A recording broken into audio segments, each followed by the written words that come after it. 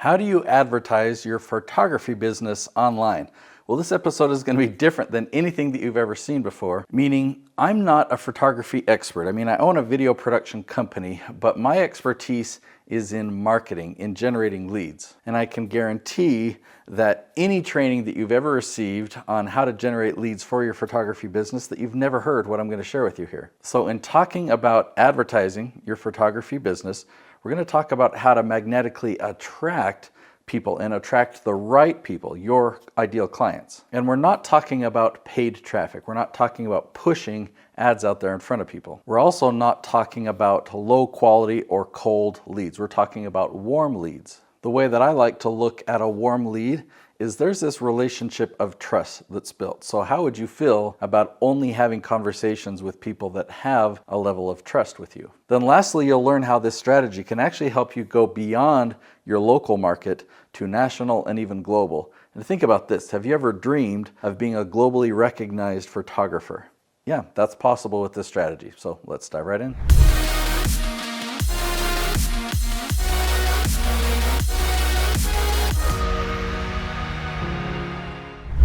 Let's focus on your expertise. Knowing that you have a photography business, I know that you have expertise in two different areas. So in one area, that's photography, like the technical side of it. You know how to run a DSLR camera, whatever gear you use. You know how to set up the lighting. You know how to do the audio. You probably know it much better than I do. I'm just self-taught. You might have gone through some professional training. And on the other hand, you know how to work with people.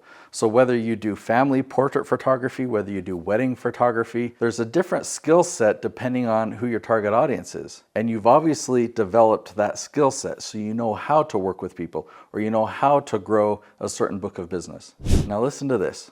Right now, somewhere on our planet, there are dozens of people, like in this very moment, while you're watching this YouTube video, there are people right now picking up their phone or going on their laptop and they're typing in questions that you would be the perfect person to answer, right? Your expertise needs to be in front of these people because there are people searching for you. The problem is they don't know that you exist and they're not finding you.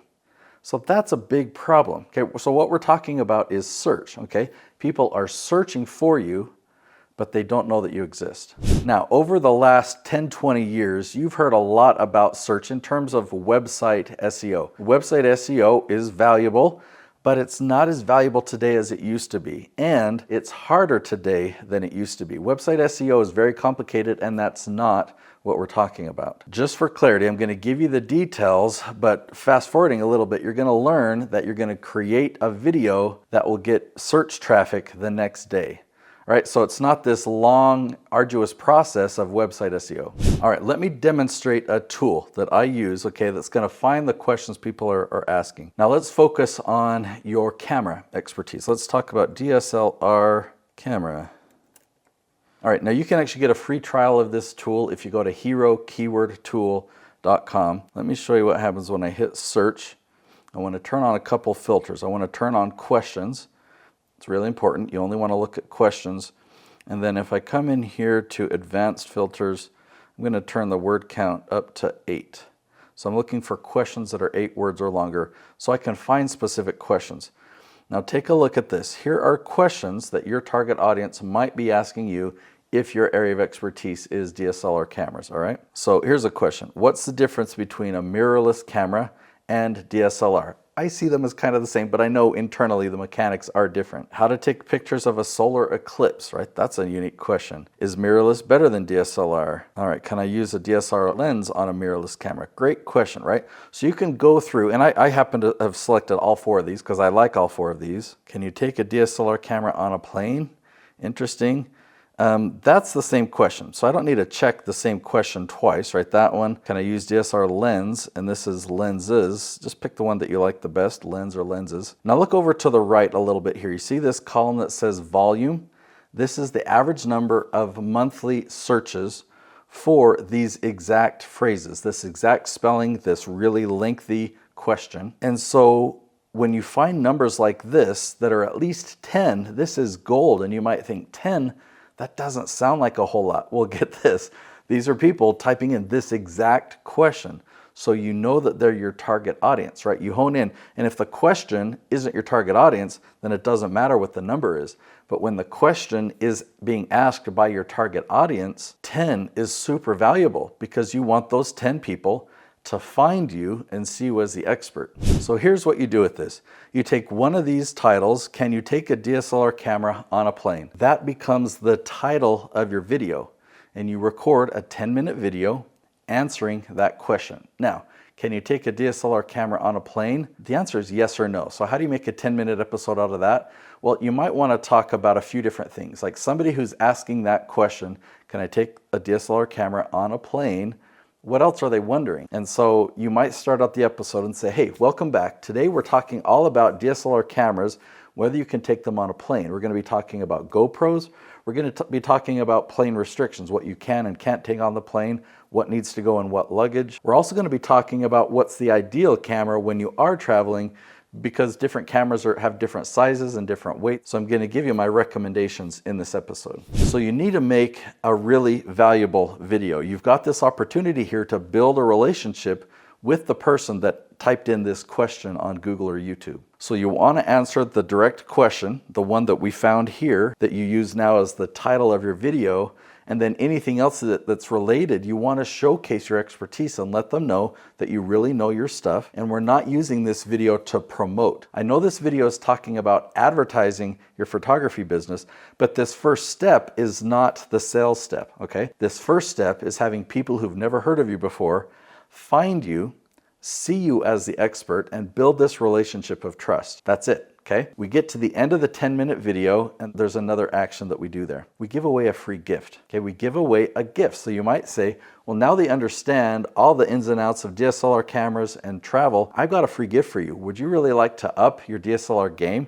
Would you like to become a better photographer? Well, I've got this resource. Now I'm talking to you. Whether it's a PDF download, a shortcuts, or whether it's a mini course, or whether it's a video training or a webinar, or a book that you have them pay the shipping, but you give them the book for free. So the goal is to give away a free gift, and you really do need to sell the value of this free gift, right? So it's free, so we're not talking about sales and pushiness. I'm just talking about sell them on the value of it. So you can't just say, and if you'd like a free resource, I've got a link below, or go ahead and download it below. You've got to talk about it and let them know what the value is and why they want it, okay? So now, they went from somebody who'd never heard of you before, doing a search, now they find you, they're watching you on YouTube and there's trust there.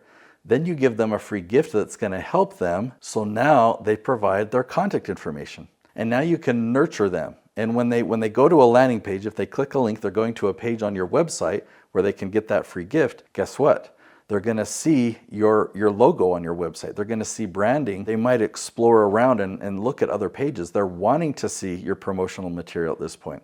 They're wanting to know what you offer. But that's their choice. They don't feel like they're being sold to because you just gave them for free. They came to your website to get another free gift, and now they're exploring around. Now, they might not act right then, but you're going to continue to nurture them. Send them a text message, send them emails, not pushing your products or programs on them, but just giving them more value, just like you did in the YouTube video. And then invite them to have a conversation with you. And a percentage of the people that you have conversations with will hire you for your photography services. Well, guess what? Now that I've introduced you to this strategy on how to really leverage YouTube to generate leads and to advertise your photography business, I actually have a gift for you as well. I've got my own book that I want to give to you for free. And again, yeah, you do have to pay the printing and shipping costs. But what this book is I take you behind the scenes for dozens of different YouTube channels that I produced. I've got a great track record of success helping many businesses turn YouTube into a lead generation machine amounting to 7 and even 8 figures in a few cases, okay? So in this book, I printed it in color because there's a lot that I wanted to show you, such as YouTube thumbnails or the analytics and being able to understand graphs and things. So I did it in color so that you could really understand what you're looking at. And this is my gift to you if you go to natesyoutubebook.com. I'll see you there.